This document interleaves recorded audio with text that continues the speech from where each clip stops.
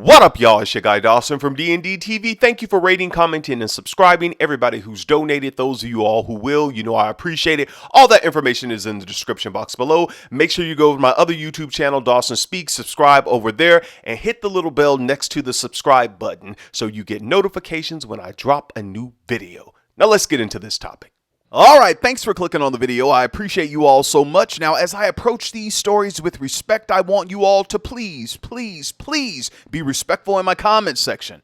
Alright, now this story is coming out of Louisiana, New Orleans. Now, you all know that there's a news station, I believe it's 4WWL news station out in New Orleans, and they have a segment in their news broadcast called Losing Faith. Losing Faith.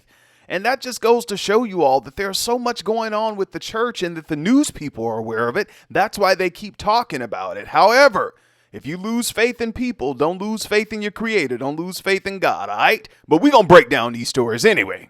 The Reverend Charles Southall III, executive pastor of the First Emmanuel Baptist Church in Central City and in Baton Rouge, pled guilty to a single count of money laundering Tuesday, October 18th in the New Orleans federal court. Reverend Southall, 64 years old, faces up to 10 years in federal prison when he is sentenced next year, January the 17th, by the U.S. District Judge Jay Zaney. The Reverend Charles Southall III has been the pastor at First Emmanuel Baptist Church for the past 33 years. Take a breath. Really, Pastor Southall, 33 years and this is how it ends? Let me continue. Pastor Southall was charged last month after the FBI investigation determined that he illegally siphoned nearly $900,000 from a church-owned real estate assets, donations, and congregants' tithe and offerings for his personal use. Still in the tithe and offering, man. But wait, you all, there's more. You know criminals are going to have their hand in a little bit of everything.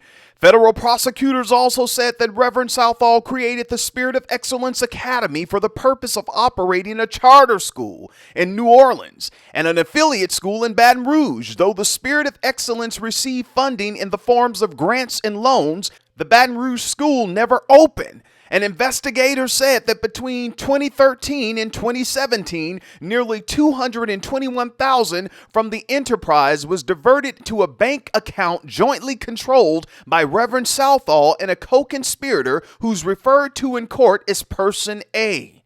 Wow. You all know the feds go back. They have everything. So for those of you who are trying to hide and you all are money hungry and all this stuff, they gonna find out eventually. Now, in total, Reverend Southall obtained approximately $889,565.86. Got to put that cents on there. Through his fraudulent schemes, the U.S. Attorney's Office, Dwayne Evans, said in a statement, as part of his guilty plea, Reverend Southall agreed to pay restitutions to his churches, to the Spirit of Excellence Academy, and two individual congregants whose tithes and other donations, offerings, he diverted for his own personal expenses. So you got to pay those people back their money. Now I'm going to let you all watch this video so you all can see I'm not making this stuff up. All we do is report the news again and give you this excellent commentary that you all love so much that keeps you coming back, all right? And I'll be back with the rest of my commentary, and you all know me. I'm your guy Dawson, and I won't hold back. Pastor is being accused of money laundering. U.S. Attorney Dwayne Evans announced that Dr. Charles J. Southall has been charged with one count of money laundering. According to court documents, the charge relates to the electronic transfer of approximately $100,000 from a bank account to an individual investment account in Southall's name. He faces a maximum of 10 years in prison, among other charges, if he is found guilty. Southall is the Reverend for the First Emmanuel Baptist Church. All right, y'all, let's go in. Now, first of all, I want to say to Pastor Southall, Reverend Southall, 64 years old. You have been ministering at Emmanuel Baptist Church for 33 years. Let that sink in, you all. 33 years. Those people, they're people who grew up with you, only knowing you as a pastor. People who've been in that community for years. Those people trusted you. And the fact that you've been there for so long lets me know that this just didn't start. As a matter of fact, Pastor Southall, there were allegations about you with your business practices in 2018, and the news reporters were on your trail then. It looks like to me you would have stopped then, sir.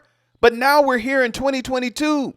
going into 2023. And next year you will be sentenced and you can face up to 10 years in prison. That's not a good look when all you have known besides, scamming the people in your church is preaching. But now you're going to know prison ministry. And who knows for how long, depending on the sentence of Judge Jay Zaney. And I'm going to throw this at you, Pastor Southall. About 2 weeks ago, I've been following this case. I follow a lot of cases, you all. Y'all send me these stories, but trust me, I'm on the trail. I do my research. I love doing this stuff. I love doing this.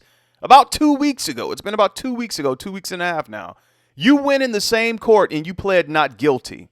But today you came in there with the guilty plea. You lied. Once you found out the evidence that they had on you, you had no choice but to tell the truth, sir.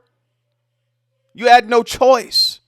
Now I'm going to say something, then I'm going to get off of this topic. There are a lot of people in the church, and this is not only for people in the church, also people who work on different jobs where you're getting grants, you're getting loans, you're getting federal money, anything.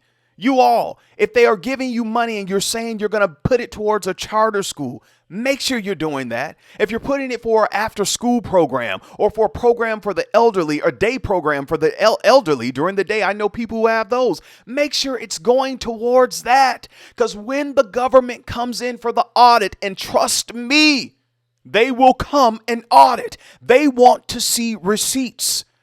I don't care how long it is. They want receipts.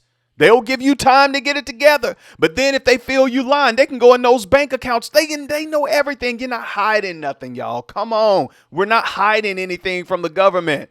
That's what people got to stop. You think they don't know. They know.